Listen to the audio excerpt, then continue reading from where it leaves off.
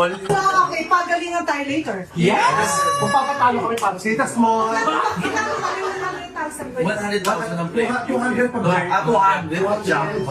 Uy, 200,000. Tita Small, alam mo ngayon nakakita ng 200. Tita Small, wala kong mape. Dami kong bayan eh. Tita Small, di ba sabi mapupunta daw to sa charity, yung mapapanalunan. Guess what? Anong pangalan natin? Charity. Si Charity. So kami din po yung bibigyan niya. Ganito, Tita Small, pananalunin ka namin. Okay. Palalabasin namin bobo kami. Basta yung premyo sa amin. Yeah. Okay lang sa amin mukhang Okay lang. bobo. Ikaw matalino. Yung gano'n, kahit tinatanong kami din dito, Gusto mo kung wala ka masagot, lalapit kami sa inyo, bubulungan kita. So, mas importante yung pera. yes. Kesa sa talino.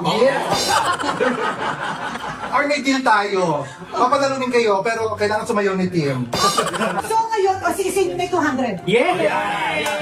Ano ba, pero, ang gawin mo, Tita Small, i-advance mo muna sa amin ngayon. So, mag-advance. So, santayin mo na lang sa amin. Kasi nakakapagod kumuha ng pera sa ano.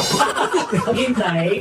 Gusto mo pagpasok natin sa pag So, ngayon, pinakilalas? napunuhan ko, pananalo sila, pero kailangan advance. Ako susunod na Family Feud, Tita Small, kami ulit ang kalaban mo. Pero kasama mo si Ate Alice. Ha? Yan! Nakainuhan nito doble. Tapos na Lalo ng Tita Alice, napagalante rin, di ba?